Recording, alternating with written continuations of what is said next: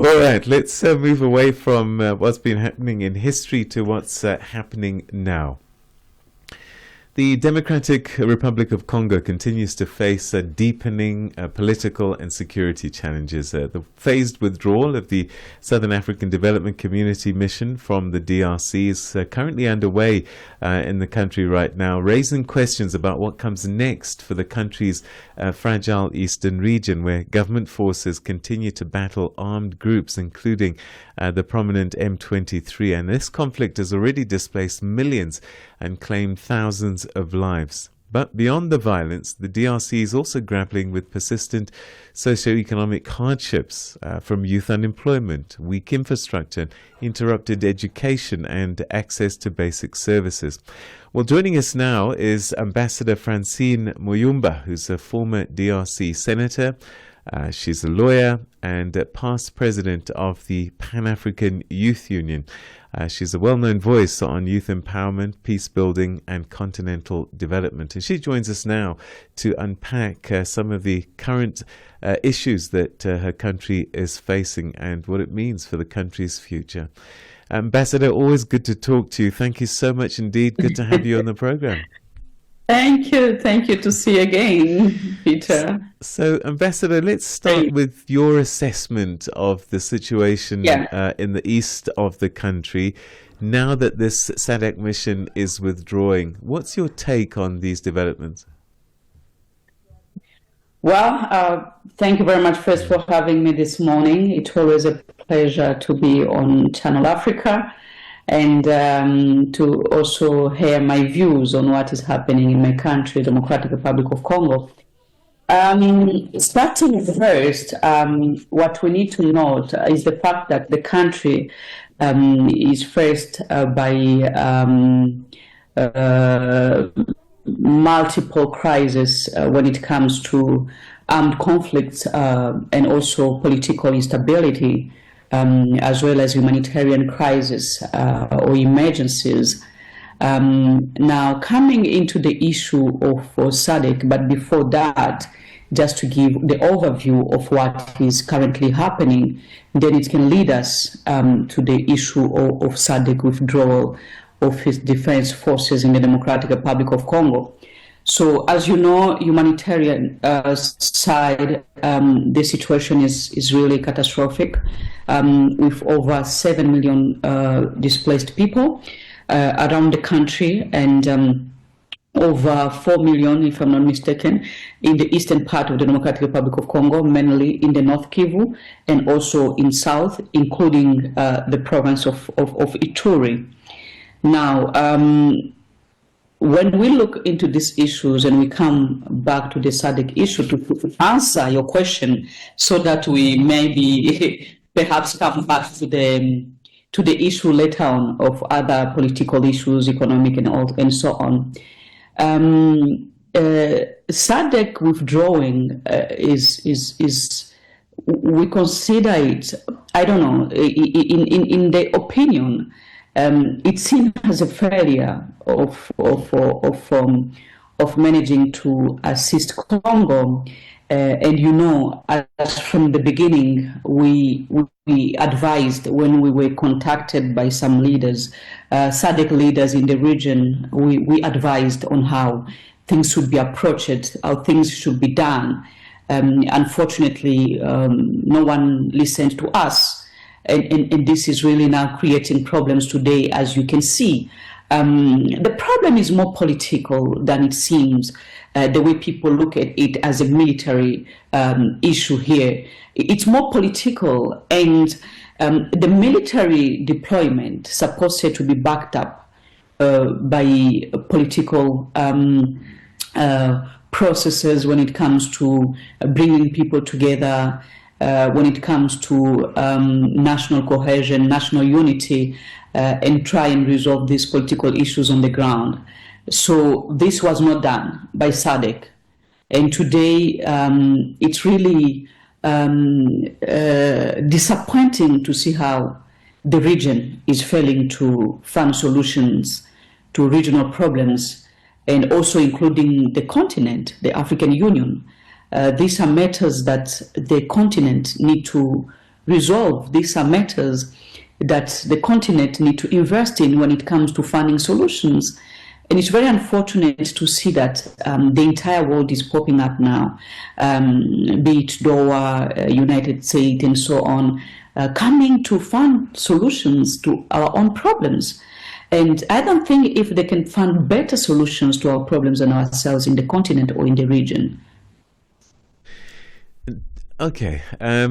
So SADC mission pulling out then, what's your take on that? Was that premature, or does that offer the DRC to, as you say, find solutions for yourself? Well, Peter, as you know, I'm coming back to the approach to the beginning of the deployment of this mission. If only it was supported or backed up by a political process, maybe it was going to succeed. But here SADC only focused on the military aspect, which is now not finding a solution. And we told SADC this is more of internal political problems to which you're supposed also to attend politically. So before SADC, during SADC, and after SADC is the same, because the problem is still there. The problem is still there. And instead of finding solutions during SADC deployment, we have lost other territories. So you say internal problems. It is happening internally, but for observers outside, we often hear that there are a lot of countries in the region and beyond Africa that have involved themselves in the internal issues of the DRC. How do you deal with those external forces and pressures, albeit it's an internal issue? Well, you know, our main problems is internal weaknesses. We can blame whosoever in the region, we can blame the entire world, but yet we are not ensuring good governance. So the people outside are taking advantage of local weaknesses. The neighbors are taking advantage of divisions inside. And through those divisions, they also try to position themselves economically in one way or another. Because Congo is one of the richest country in the region with its minerals, with all this cobalt, diamond, gold, copper, you have lithium, you have all these minerals that especially also in the east of Congo. So we have neighbors that always attempting to try and do all this kind of destabilization or supporting political armed groups as well that are also funding to trying to do what they are doing. So at the end of the day, Peter, if we are organized internally, if we fight corruption internally, if we are able to find solutions to our own problems, I don't think if ever the neighbors or in the region, anyone will stand and say, no, I'm coming to disturb Congo, I'm coming to support the people are disturbing peace in the Democratic Republic of Congo. We have our own responsibilities, and this is why we are also facing what we are facing. One of the challenges that a lot of our countries on the continent has is the drawing up of the borders done by colonialists who had no care or regard about the realities on the ground. DRC has 9 borders, 9 countries bordering it. I wonder if the complex ethnic makeup contributes in some way to some of the recurring cycles of violence and political fragmentation we see in the country. Well,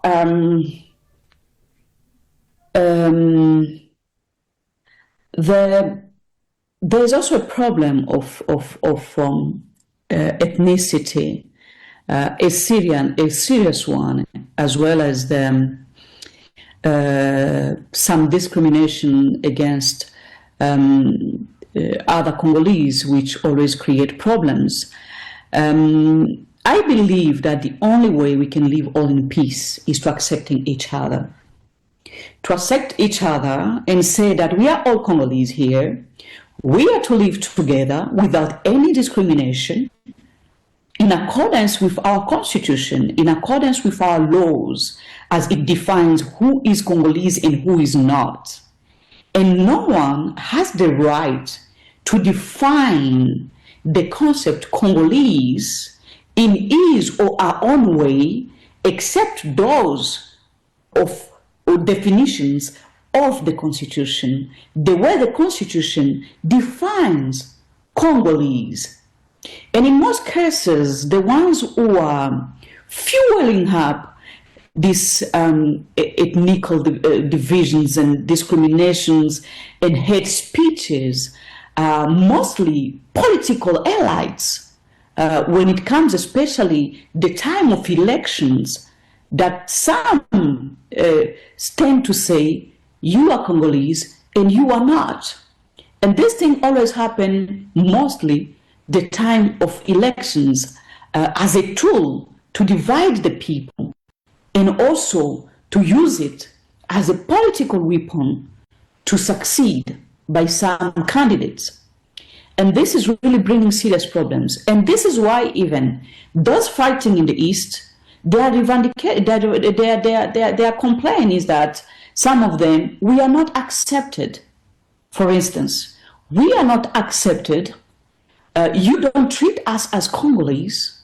You don't respect our rights as Congolese. And this is even to the highest decision-making level, toppest political leaders who intend to also divide the Congolese people. This is one of the issues which is contributing to conflict. And the only way we can overcome this is to work toward national unity, is to work toward national cohesion. And I believe this is the only way we can find solution to these ethnical issues and also to issues that divide us as Congolese. And I believe that over 200 ethnicities and all these things, we are called to live together since independence. Now comes to the borders and all these things. Peter, we are like that. Those borders are there, and no one can misplace them, and no one can change them. We are called to live in peace with mutual respect of each other and respecting each other's sovereignty.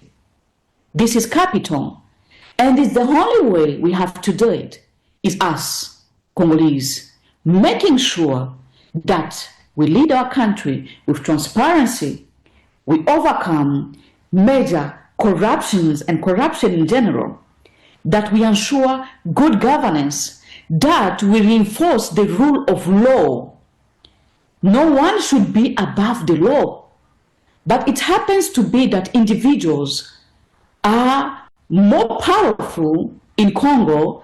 They are above the law. They step on the laws of the country. And when the laws are not respected, when the constitution and legal instruments are not respected, there comes instability. Because the constitution is clear, each and every institution needs to play its role. The parliament today is toothless.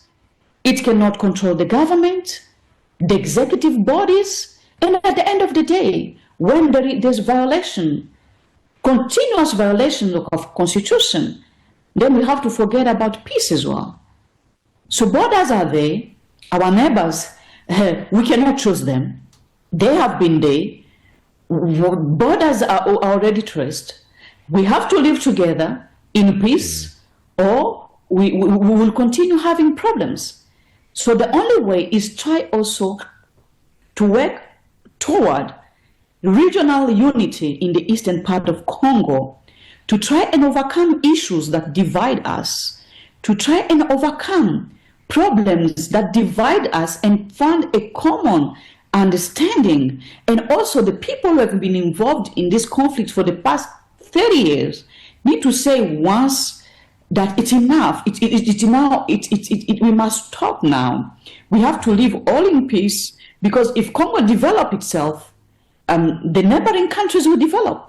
Tanzania can also develop indirectly. Rwanda can also develop indirectly through Congo's development. Uganda can also develop indirectly. So we can work together through economic operations. We can work together through understanding and respect for each other, but in a more legal way, in a more respectful way. This is how I believe that we need to have serious regional steps on which we can work on to bring peace in the region, because peace in Congo is not enough if the entire region doesn't work toward peace. I think you may have partly answered my next question, and it really speaks about what you started to say, governance in the country. You talked about the constitution being flouted. We've seen recently former President Kabila's immunity being removed, and his party, the PPRD, being suspended by the Congolese government. What does this tell us about the democratic space within the DRC and governance in general? Thank you, Peter. First and foremost, I need to underline the following. When it comes to the political situation, let me say loudly that the current leadership of the country has failed to unite Congolese, has failed to work toward unity and national cohesion. And as you know, the only way we can consolidate this cohesion is to work toward respecting the rights of others, and especially respecting our own constitution, as I said later on. As you know, today there is the fact that there's surprising the opposition voices. As you know, it is very difficult to resolve Congo's conflict without national unity. Today you have opposition that cannot talk. Today you have the parliament that has no, that does not have the opposition. Today you have a parliament with almost 99% of the majority. And now even how they won elections, it's to be questioned. And you are sitting with a parliament that cannot criticize the government. You are sitting with the parliament that cannot question the government, especially with these things of conflict in the east of Congo. The government is not all accountable, because the government has the constitutional mandate to protect the sovereignty of the country, to protect Congo and its people. Now you have oppositions that are put in prisons. You have oppositions that are fleeing the country to go in exile, and then they are left with no option. You have opposition leaders, as I speak to you, who have no passports, and then most of them happen to be neighboring countries, and then they refuse to renew their passport. That means, how are they going to live in those countries? Some of them will choose perhaps to go back in their country, regardless which side of the Congo it can be. But how can they live in these countries without legal documents that allow them to live in those countries in exile? Because the government is refusing to renew their passports. And I'm talking about tens of people, more than 50 members of the opposition, different opposition movements, who are not having passports or their passport renewed, and their right being undermined. And as I speak to you, I'm in opposition. And what I'm telling you is not something I'm making up. My own children of 3 years old were taken passports away, just to tell you how unhuman people are being basically. And this is weird. It's only weakening and making the political situation becoming very critical. Coming to President Kabila and all the things that are being reproached to him, he might be, or he is also facing the same challenges like other opposition leaders. Moise Katumbi is out of the country with no passports. Many leaders are out of the country without passports, including and many other people. So when you treat people like this, what do you expect in return? Are you creating peace, or you are creating more problems? So I don't think if it's the right path, the one that the leadership of Kinshasa is taking. The better approach could be of bringing everyone at the table and say, yes, we have problems in our country. You are the former president of this country. You are the former governor of this country. You are former parliamentarians of this country. You are political actors of this country. Please come. What are our problems? What are our differences? And how we can overcome them? Trying to suppress opposition leaders will not help at all. And Kabila is not the only one. Many are facing the same problems. Ambassador, unfortunately, we've run out of time. There's so much I really would have loved to have explored with you, but perhaps we'll catch up soon. We'll do a podcast together and have a longer conversation about the situation in your country. But for today, thank you so much indeed for your insights. Thank you, Peter, and have a nice day. Thank you.